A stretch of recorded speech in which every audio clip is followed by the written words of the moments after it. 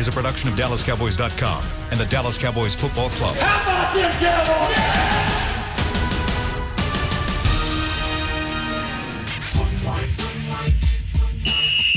Let's go, baby. Are you ready for a break? Yes. Are you ready for a break? Absolutely. Ready for a break? Yeah, and so much for that. It's time for The Break on DallasCowboys.com. We were on a break. With Nick Eatman, David Hellman, Ambar Garcia, and Derek Eagleton. It's Friday, September 11th, 2020, season 16, episode number 21. Welcome to another edition of The Break. We're live from the SWBC Mortgage Studios at the Star. Me and Nick are actually in the studio for the first time together in, maybe 7 months. And we've got Amber and Dave, who are at their own locations, undisclosed locations. But we got a lot of stuff to talk about. We're going to get you guys ready for Cowboys versus Rams. That happens this Sunday. And I don't know if everybody else is excited, but I'm really excited after watching football last night. Live football, actual action, games that meant something in the National Football League. It was really, really great. You didn't watch hockey? That's a setup. I was going to say, man, seriously, you going to do that to me? I can't. I've been banned from talking about hockey. Yeah. No, I'm talking about the NFL, and I know Dave, he's got on this LSU hoodie. I'm assuming he enjoyed that performance by his guy last night. Nice performance by the Chiefs overall, but your guy kind of showed out a little bit. Clyde. I mean, we wear college gear on Fridays during the season anyway. We just do. because there's no college games yet doesn't mean that has to change. But, I mean, Clyde Edwards-Helaire, I said it when he got drafted, it was going to be the best fit of any first-round pick, even more so than CeeDee Lamb, and I'm feeling good about it. I'm feeling good about it after 1 week. Kind of hard to mess it up when you come in and become the starter in that offense. Like, if you mess that up, you probably shouldn't be drafted in the first round, right? But he's perfect for what they're trying to do. I mean, do you remember that play where the Chiefs everybody just went forward and nobody went misdirection? Because I don't think it happened. Like, every time there's someone going in motion, and then they go back the other way, and it's this fake option here. It gets your head spinning. I mean, but he fits perfectly into what they're doing. And everybody can run. Yeah. So when you got misdirection and everybody can run, that's very, very tough to defend. They look good. They look really good. Amber, how are you doing today? Good. This is not typical succinct Amber. and to the point. Yeah, this is not typical Amber. Let's jump in. We got a lot of stuff we want to hit today. First, want to start. There was a little bit of news that broke this morning. Not a big deal, but I do want to give it some context. Demarcus Lawrence, Cowboys signed him to a 1-year voidable extension. I guess talk about the terms of what the deal is and then kind of what it means, Nick. The terms, I'd rather Dave do that because Dave actually wrote the story. But I know what it means is that they're just trying to clear up some money, not so much for this year, no, not for a safety that's sitting out there, but to try to sign their quarterback next year, and they could roll over some money for next year. So these moves are just to make sure that if the cap is flat next year or even goes backwards, that they've got some money to sign these players, especially Dak. Yeah, I think the big thing is. Go ahead, Dave. Go ahead, Dave. No, it's just so Tank was on a $16 million salary. They converted the vast majority of that to a signing bonus. It's something we've seen them do a million times. They did it with Zach 3 days ago, and they did it with Tyron Smith about a month ago. The difference here is actually they added another year to DeMarcus's contract, which allows them to spread out the rest of the hit, which that's wonderful. It helps them manage the cap, and it's a voidable year, so if for some reason they don't want him at that point, they don't have to keep him. So pretty smart bit of bookkeeping. But, yeah, to Nick's point, it's impossible to predict what the salary cap is going to do because we don't know how many fans are going to be part of the games this year and a million other things. But it's a very good guess that the cap is not going to be $210 million, which it probably would have been in a normal year. So when you think about the fact that you either have to tag or sign Dak, you probably need all the spare change you can get. Yep, and that's going to be the most important part is that tag. They will need that to be able to at least give themselves some leverage if you call that leverage in their negotiations. And so they got to make sure they got room to be able to, at the very least, tag him to make sure they keep his services for next year, regardless of what happens with the long-term contract. Let's move on. Let's talk a little bit real quick. And just to clarify, Derek, clarify, because I see a lot of people asking, or not asking, but commenting on social media whether this is for Dak or clearing space once again for Earl Thomas. So for sure, we think this is meant for Dak Prescott's contract for next year. Well, just think about this critically for a sec, and I'm not talking to you specifically, Amber, but I've gotten that a lot too. But even if they did get Earl Thomas, after everything that's happened, like, you don't need $30 million to sign Earl Thomas. There's not a player available right now on September 11th that would cost that much money. Clowney's not out there. He wouldn't have been that expensive anyway. He signed for like half of that. You don't need that much money to bring a free agent in. So even if they want Earl Thomas, this isn't what that's about. Yeah. So it all points to the fact that this is about future planning, knowing that the salary cap could go down or could stay flat. And they're going to need to tag the quarterback, and they will probably have some free agents that they want to look at, probably on their own team, that they may need to re-sign as well. All right, let's move on. I want to talk just a quick moment about Dak Prescott, and we did mention yesterday on the show that Dak was going to be meeting with the press. He did have a conversation yesterday, a press conference with the media, and he talked about his mental health. That was something that came up a little earlier from an interview that he'd done back during the offseason. And I think it really blew up mainly because Skip Bayless had something to say on his show about it, and essentially said that, as the quarterback of the Cowboys, maybe he shouldn't be talking about this publicly. I want to get you guys' thoughts, because I think for me, it's pretty clear that talking about mental health is a good thing. I think for too many years in our country, those kinds of things were things you kind of swept under the rug. They were things you didn't talk about publicly because it made people think of you, or at least people tried to get this perception that meant you were weak. And I think the best thing our society has done in the last, maybe 5 to 10 years is be more open about having those discussions, because it then allows people to understand that this is something that happens to a lot of people, and it's not a sign of weakness. It is really just something that happens. It's like any other medical condition that you have to treat, and you have to be open and forward about treating. I'd like to get y'all's opinion on this. Let's start first with you, Dave. Yeah, and this is something that I've gotten a lot since I tweeted about it yesterday, which is, hey, I don't like to pay attention to what Skip Bayless says. I try not to, and I think most of our listeners probably agree. He's a joke. He's a fraud.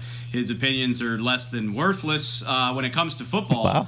But I kind of draw the line when you're offering opinions that could really damage people. That was really the big takeaway for me, is to have a national platform and to go on TV and to insinuate that Dak Prescott is weak for seeking help or wanting to talk about it, ignoring the good that could do, that the face of America's team is telling you it's okay to get help.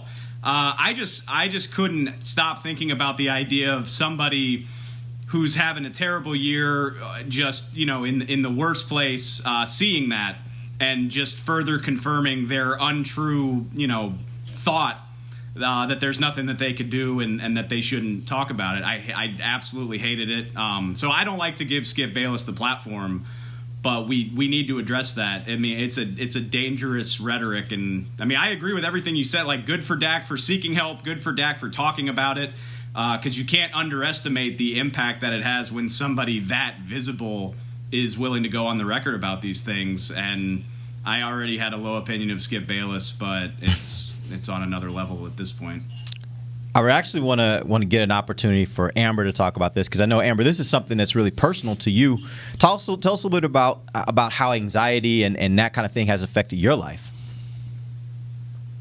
Well, I dealt with anxiety ever since I was really young, and for the longest time, for years and years and years, I just didn't understand what was going on, and I didn't know what anxiety was. So something that a lot of people don't know, people that don't necessarily deal with this issue, is that it's a big deal.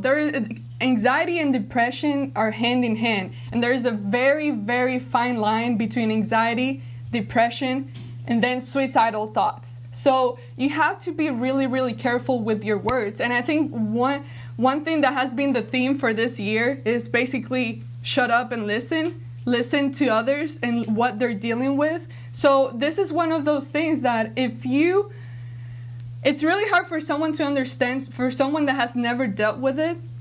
So in that case, if you know somebody that is dealing with it, whether it's a family member, a friend, or someone you know, the best thing that you can do is just take a step back and listen, offer your ears. Because the one thing I will say, the one thing that has helped me the most has been just the ability to talk about it. Hearing other people, knowing that you're not alone, knowing that you're not a weirdo, that it's more common than you think. And yes, there are different levels of anxiety, so you just need to be really, really careful. And being a female, in a world that female are perceived as, sensitive and weak, maybe, it was really hard for me as a female to come to a place where I felt okay accepting that and just talking about it, where I didn't feel ashamed or embarrassed. So for a guy like Dak, being a man and being in such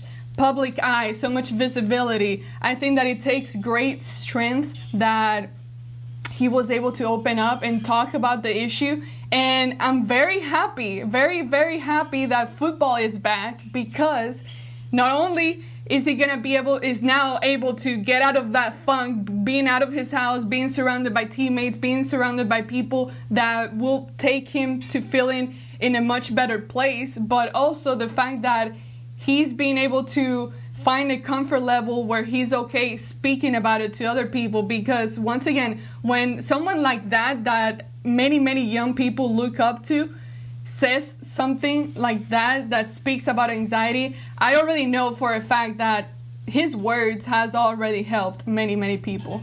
Yeah. And I will say this, after dealing with you, Amber, for a number of years and working with you and learning more about you and your background, you're one of the mentally toughest people I know. So we know this has nothing to do with being weak. This is all about medical conditions, and it's something that people should talk about. It's something that people should take seriously and be willing to have that conversation, and especially coming off a situation where, remember, Dak lost his brother to suicide this offseason. And so this is something that's very personal, I'm sure, to him at this point, because he realizes the importance of creating the environment where people feel like they can talk and express themselves on these issues, rather than getting to a point where they feel so isolated that, as you said, Amber, it starts dipping into that those suicidal thoughts, and can certainly lead to some really, really, really tragic situations. Nick, did you have some thoughts on this? Well, I think it's sad that, when you put guys on, he says he's a fan, Skip Bayless. He says he's a Cowboy fan. I don't know if I buy any of that, but if that's the case,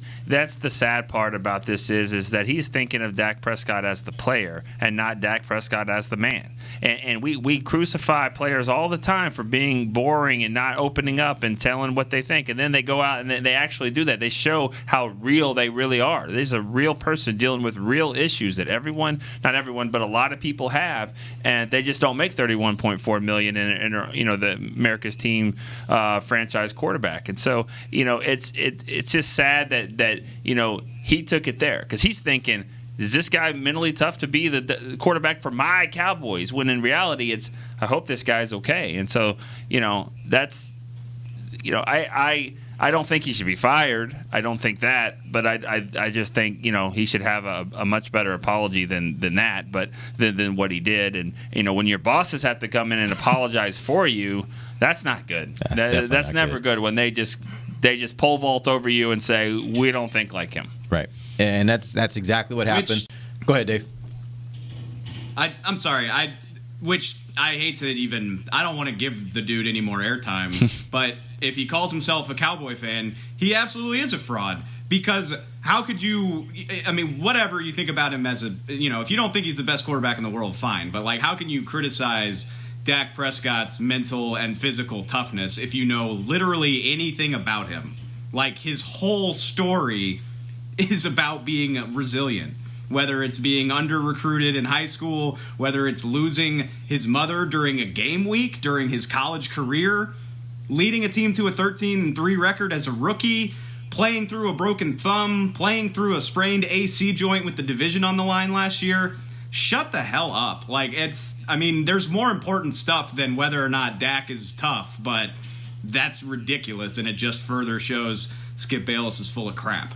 Well said, Dave. We're going to take our first break. We're going to come back And we got a season preview for you guys. I got some questions I'm going to throw out to this crew, and we're going to look back at training camp and give you some idea of what we think of this team heading into the season, and also look back at last season, talk about some of the things that we thought were challenges for this team last season, and talk about how much we think the team has addressed those issues heading into the 2020 season. We'll do all that when we come right back. This is DallasCowboys.com radio. We're back with a tasty treat that's sweeping airwaves and taste buds. It's new Dr. Pepper and Cream Soda. Let's take a listen. Dr. Pepper and Cream Soda's here. A new combo that's music to my ears, okay. Let's play. Cream Soda and Dr. Pepper time. Pour it in a glass of ice. Ah, music to my ears and mouth. New Dr. Pepper and Cream Soda. A delicious duet. Want to use what the pros use? How about the official men's skincare brand of the Dallas Cowboys, Jack Black? Right now, you can get the Jack Black Starter, a curated collection of Cowboys locker room favorites for just $10 with free shipping. The starter includes 4 Jack Black skincare favorites, plus a full-sized intense therapy lip balm. Go to getjackblack.com/Cowboys and use the code word TEAMJB. That's getjackblack.com/Cowboys. The Jack Black Starter, $10, free shipping. Since 1865, Stetson hats are American-made with pride right here in Texas. And Stetson is proud to be on the field with America's team. Want to show your Texas and team pride too? You can.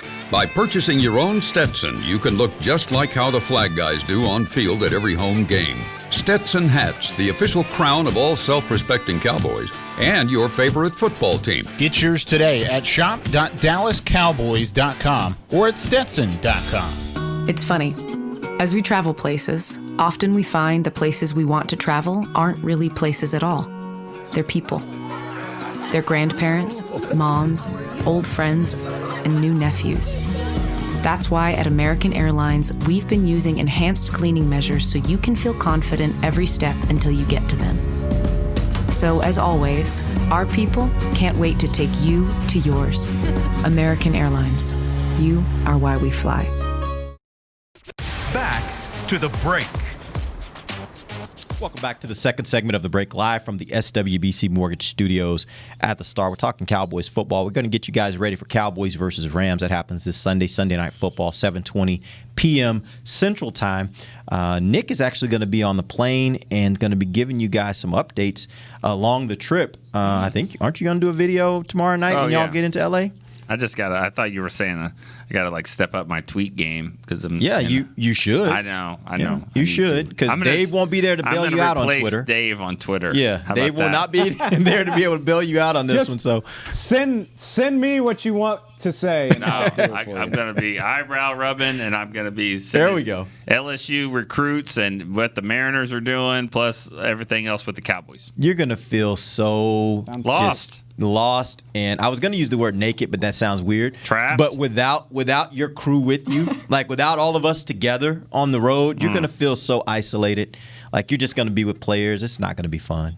No. I mean, it's definitely not going to be fun. I mean, I saw the itinerary, and I saw the what we're supposed. They said that you are allowed to go on a walk if you want to go out outside. You can go on a walk at the. Don't stop anywhere. I was about to say the hotel, but I forgot it's probably not good to say what hotel we're at. Yeah, no, don't do that. But it definitely seems like a nice trip in LA. But except I don't know. I mean, just can't go anywhere, can't do anything. So I got to get the Netflix. Are there going to be fans showing up outside the hotel waiting? There might have been if I would have just thrown out. Right, there might have been a whole crew of them.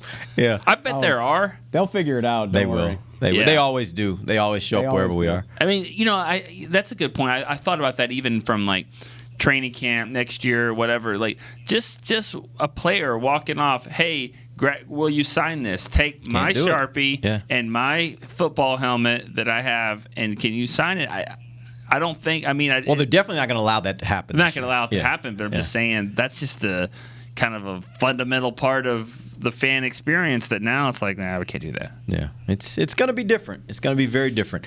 But I will say this: watching the game last night, I actually thought this doesn't feel different as a consumer. As someone watching the game, they had, I think that the number I heard was somewhere around like 15,000 at the stadium. But whatever the number was, it didn't seem weird.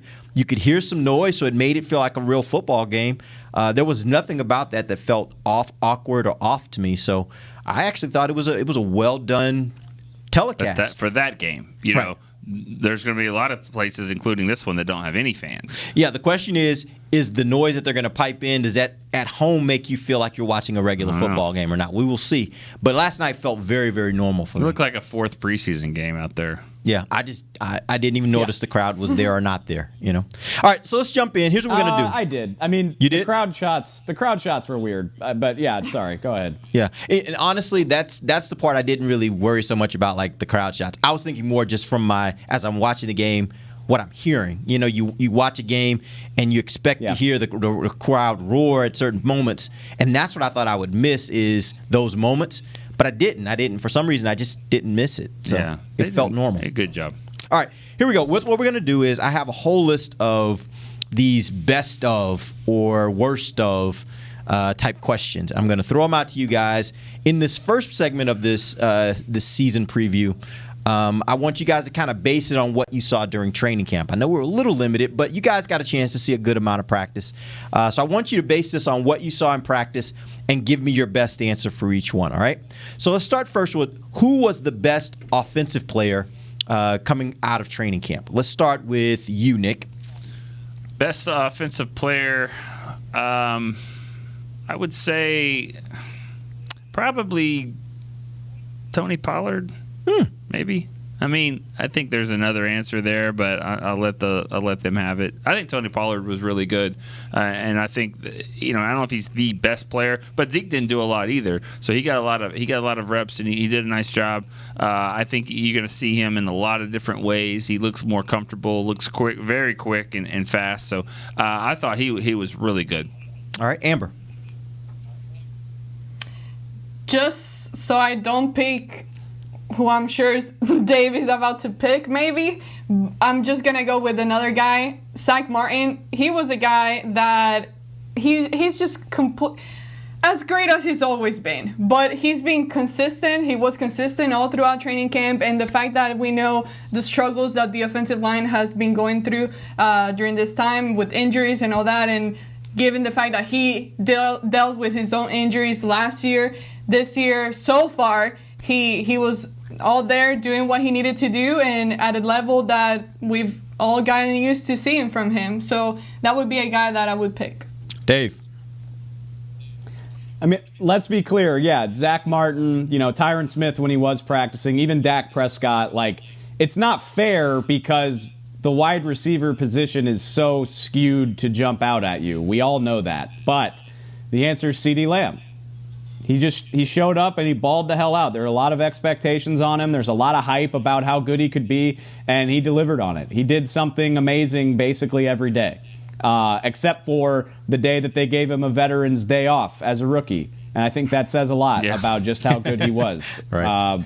He was consistently awesome all through camp. All right, let's move on. Best defensive player. Amber, let's start with you.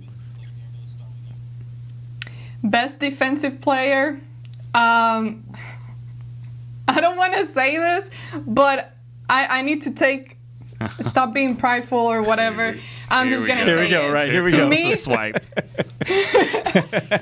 To me, I have to mention Jalen Smith because I have to admit he did have a really, really good training camp. He did surprise me in everything that he was doing. He was very active. He looked like every move had a purpose. He was just everywhere you looked. He was all over the field. He was getting to the quarterback in certain occasions, depending how they were utilizing him. So I think he was a guy that definitely was consistent all throughout camp and stood out to me.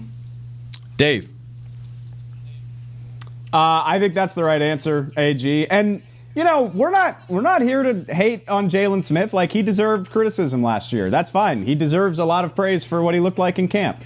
I think that's the right answer. But since you already said it, I'd probably say Demarcus Lawrence.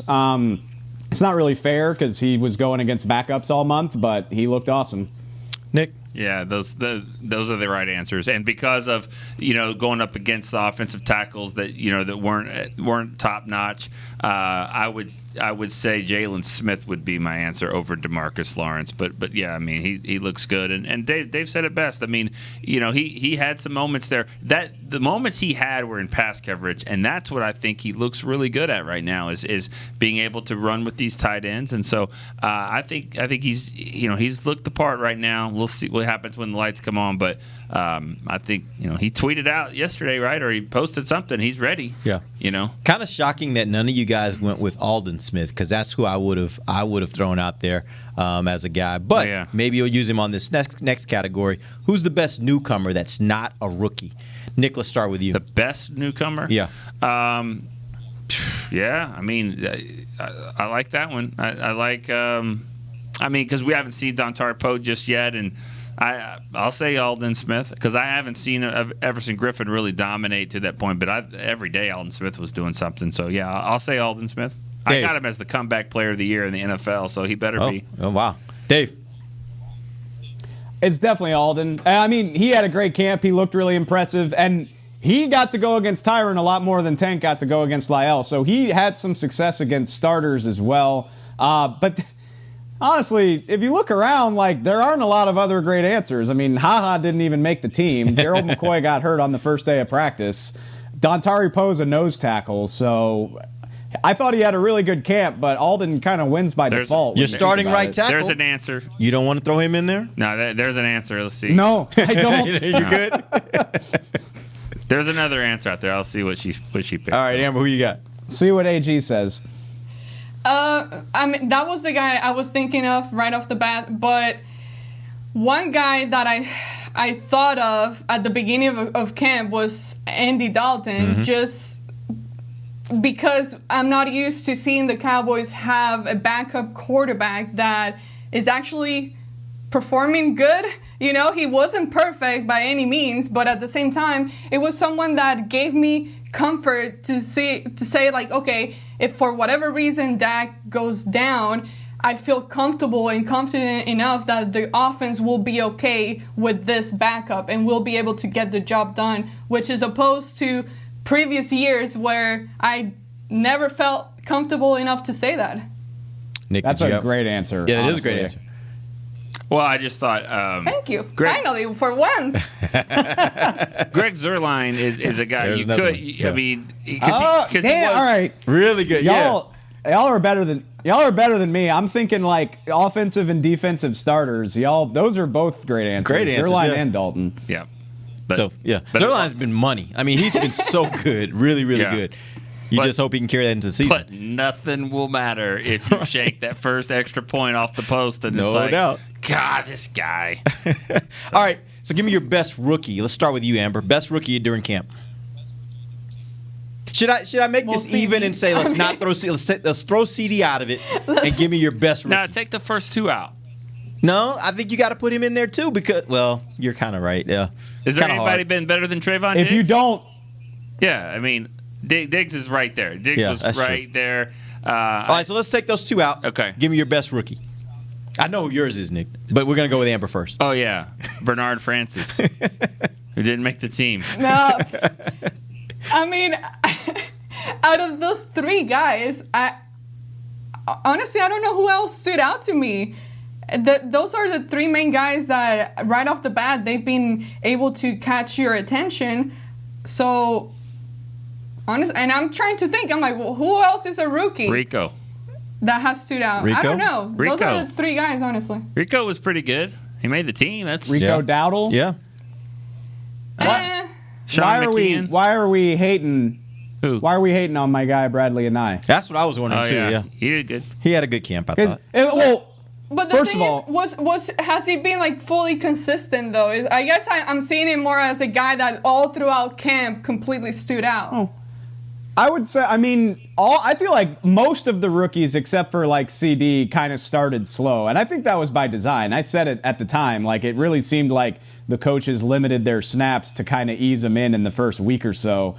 But once Anai got involved, he was pretty consistently disruptive. And obviously, you're talking about the second and third strings. I don't know how many opportunities he had to go against starters, but he was pretty consistently popping out there, getting sacks, getting multiple sacks in practices. I think I charted him with 3 during the scrimmage that nobody actually got to watch.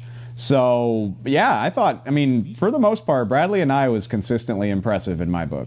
Yeah, I think the thing to remember here, too, is that with these rookies, like the first time they were in the building for the most part, as far as I know, was at training camp. So, they had no offseason to be able to come in and start figuring stuff out, start doing some offseason work. Like, they literally showed up for training camp. And so the fact that you had rookies that maybe weren't as consistent throughout training camp, to me, I'm just happy to see that by the end of camp, they were doing things, right? And I think by the end of camp, you had several rookies that I thought at least made me think, hey, I saw some flashes, so they may have a little something, and you give them a little bit of time, I think they may be pretty good. Let's go ahead and take our second break, and we'll come back. We have some more areas of the season preview we're going to get into, and toward the end of the show, we're definitely going to do predictions. These guys are going to tell you what they think is going to happen on Sunday, Cowboys versus Rams. We'll be right back. This is DallasCowboys.com radio. Since 1865, Stetson hats are American-made with pride right here in Texas. And Stetson is proud to be on the field with America's team. Want to show your Texas and team pride too? You can. By purchasing your own Stetson, you can look just like how the flag guys do on field at every home game. Stetson hats, the official crown of all self-respecting Cowboys and your favorite football team. Get yours today at shop.dallascowboys.com or at stetson.com. I'm Jay Novacek, former tight end for the Dallas Cowboys. Back in the day, I was the guy who always got the tough yards, and that's why I run with John Deere today. In fact, I have a John Deere 3025E tractor that can handle any yard work I need to do, even the tough yards way out back. So if you have 1 acre or 1,000, John Deere has the equipment that's just right for you. Visit a John Deere dealer today and run with us. We are the official tractor provider of your Dallas Cowboys.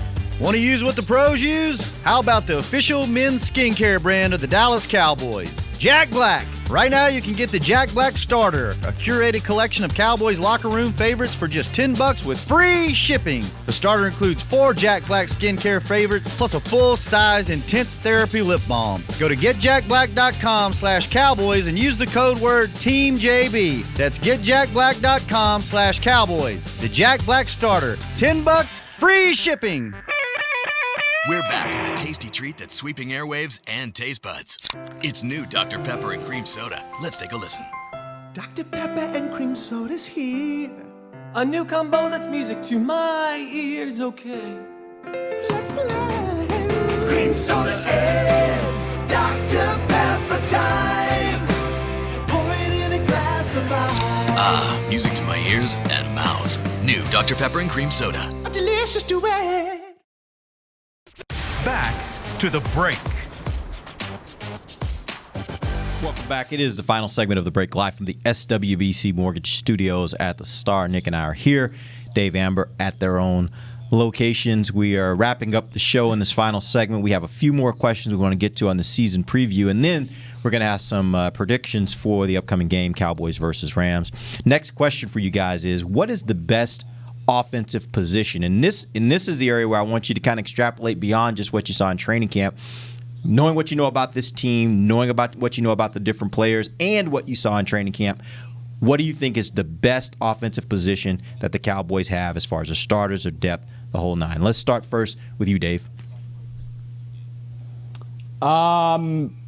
I think we all know about the receivers. That's fair. But I think I'm cheating a little bit. But like in a vacuum, in a perfect world, it's probably offensive tackle. You got a probable or possible Hall of Famer in Tyron Smith. You got Lyle Collins, who's one of the 3 or 4 best right tackles in the game. Cam Irving, maybe he's not amazing, but he's got a lot of experience to be your third tackle. And then I really like Brandon Knight. I mean, that's 4 pretty quality tackles. Obviously, the problem is the reality that Lyle's not currently healthy and Tyron has a lengthy injury history. So it's not as good as it could be, but when everything's right, probably tackle. Nick?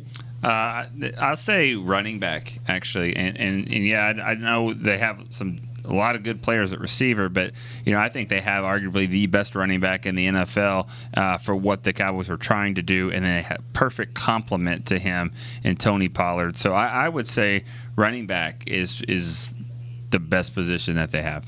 Amber. I was going to say running back as well, but I guess I'll just go with quarter. I mean, we're basically naming the whole offense now. We talk about the wide receivers, running backs. Yeah. I'll mention quarterbacks. So now Dave talked about the O-line if they're healthy. So when you look at it, I mean, that's pretty awesome. I mean, the quarterback position has never been better than it is right now. Right.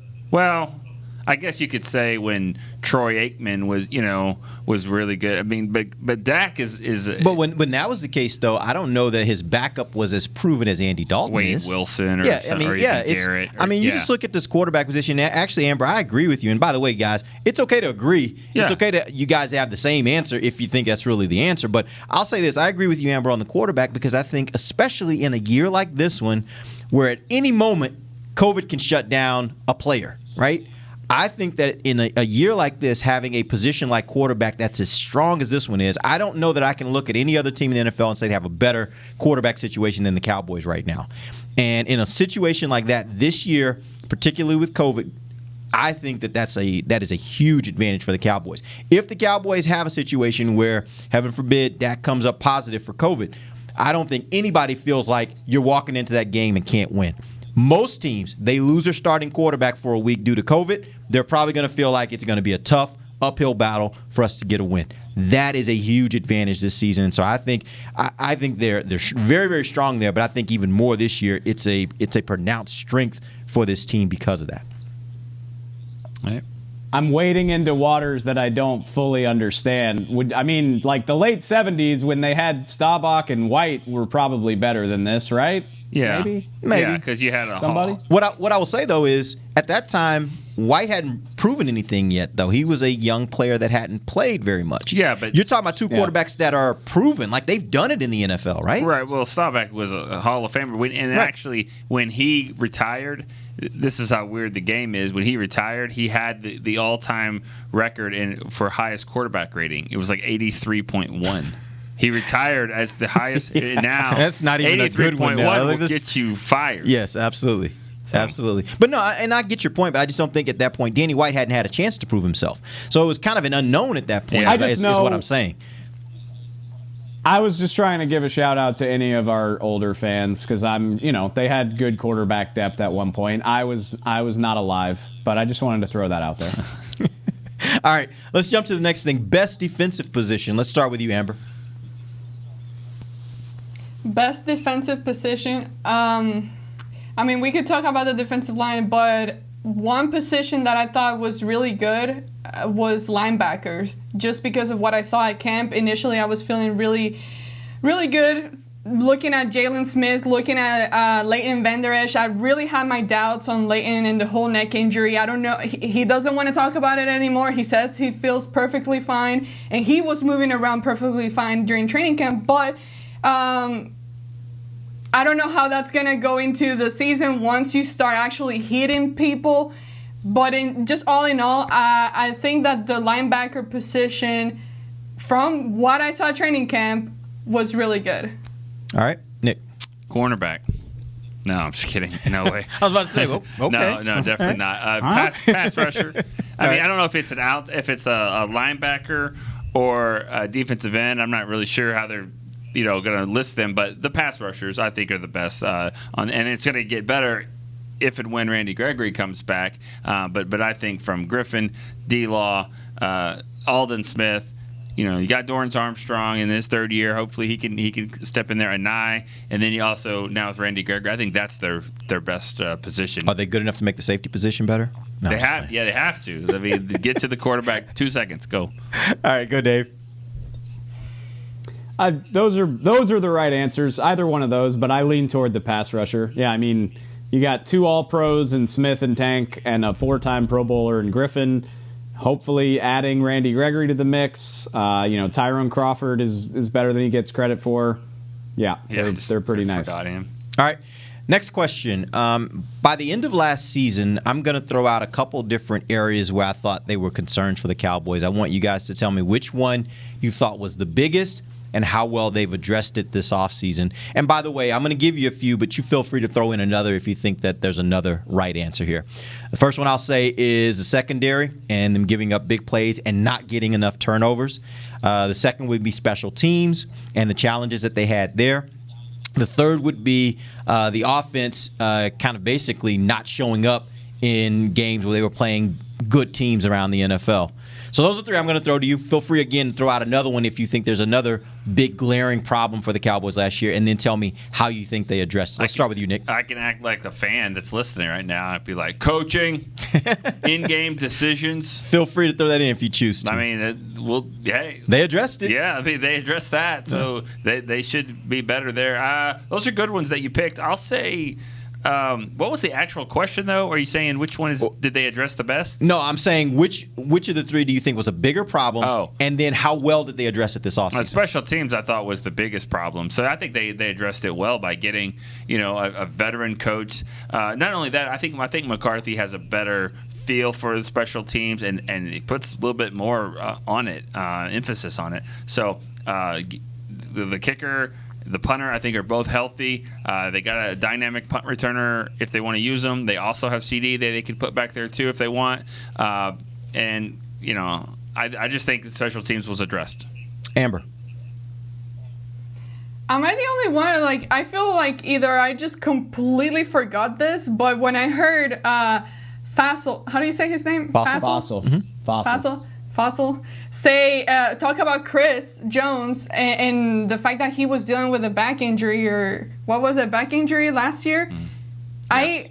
To me, I felt like I've never heard that before, or is it just me? No. It's been mentioned, but it's definitely not a widely talked about storyline. He played Jones through it. Definitely played through some things. Yeah. So, I mean, that was just surprising, but I think that the main one would be, special teams overall. And another thing that it's hard to, again, look at it at training camp, but the whole red zone issue, that was a big deal last year as well. Based on what they did at training camp, it seemed like they were able to get in the end zone better. But again, that's just training camp practices. We don't know how that's going to go down in an actual real game. Dave. I think, I've spent a lot of this week saying that I'm concerned by the secondary, which I don't think it has.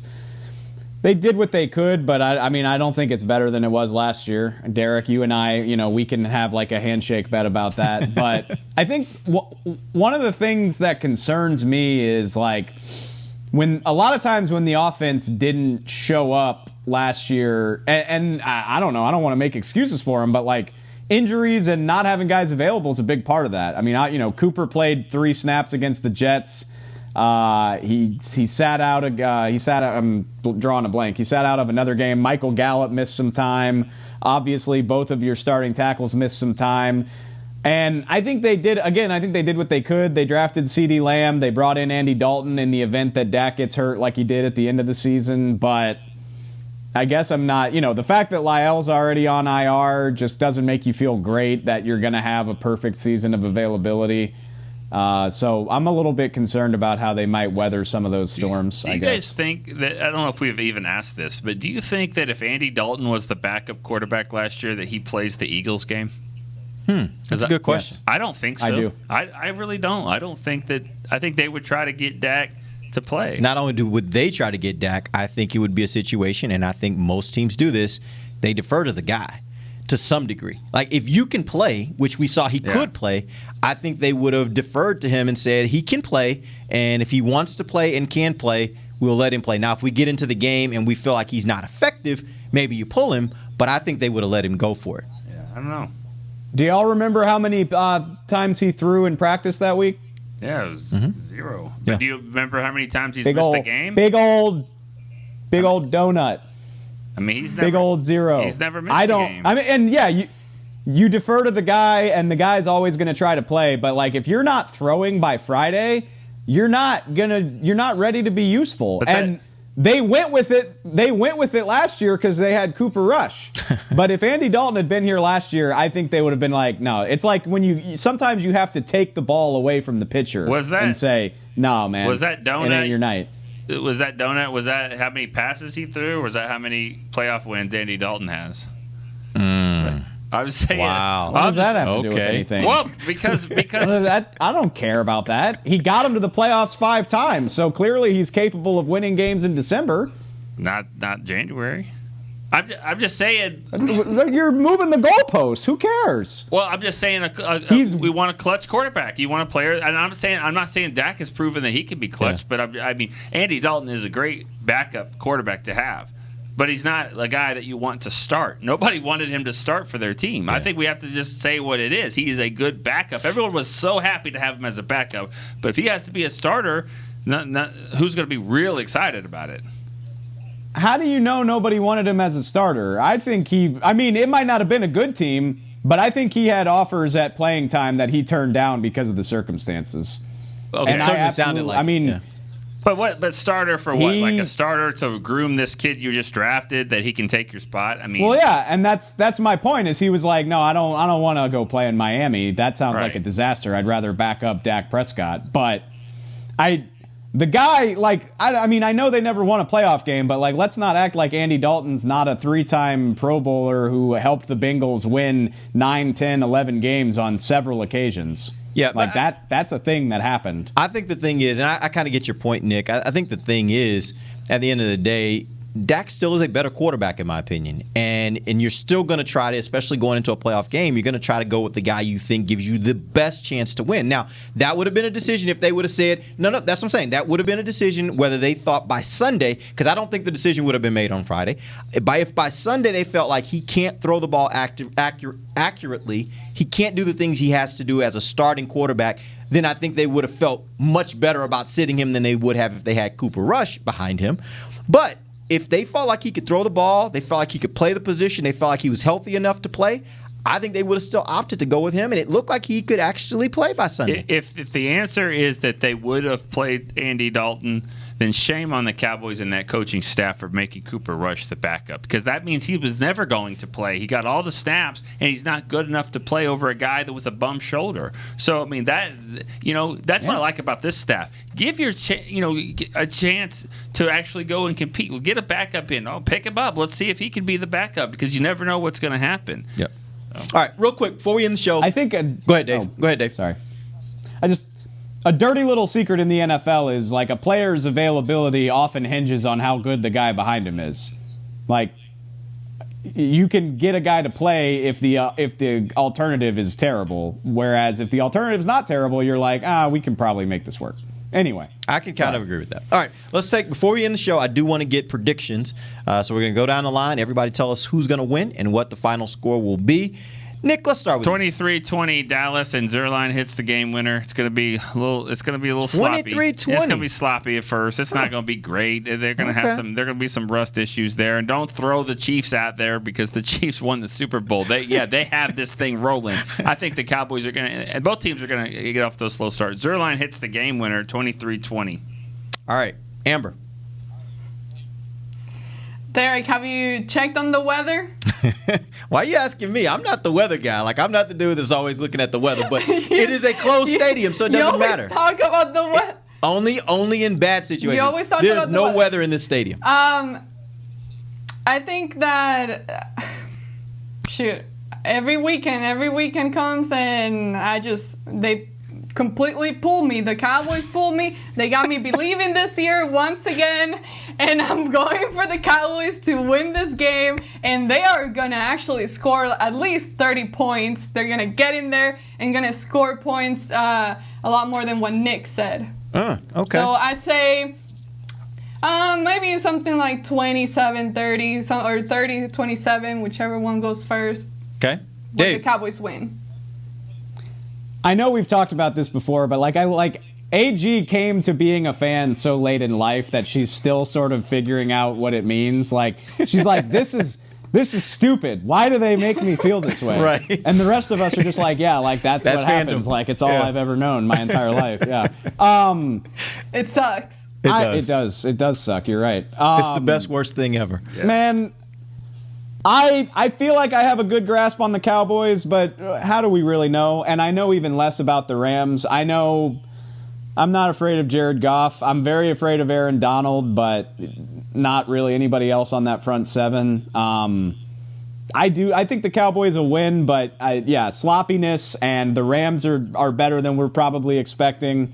I think it'll be tight, but I'll say Cowboys 27, Rams 23. All right. I actually think this is going to be a high-scoring game. I think the Cowboys will do some things that we're not expecting, but we will certainly see the high-powered offense that we expect to see. There may be some rustiness, but I think that'll go away relatively quickly. I think the Rams actually will be pretty good offensively. I think this Cowboys defense will make some plays, but I think the Rams will still score some points. I think it'll be a high-scoring game. I think it'll be a close game. I think the Cowboys end up pulling it out 31-28 in what will be a really fun game to watch on the first Sunday Night Football game of the season.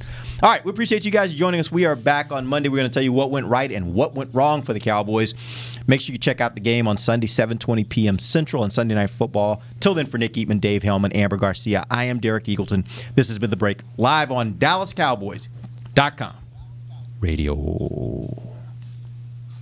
This has been a production of DallasCowboys.com and the Dallas Cowboys Football Club. How about this, Cowboys?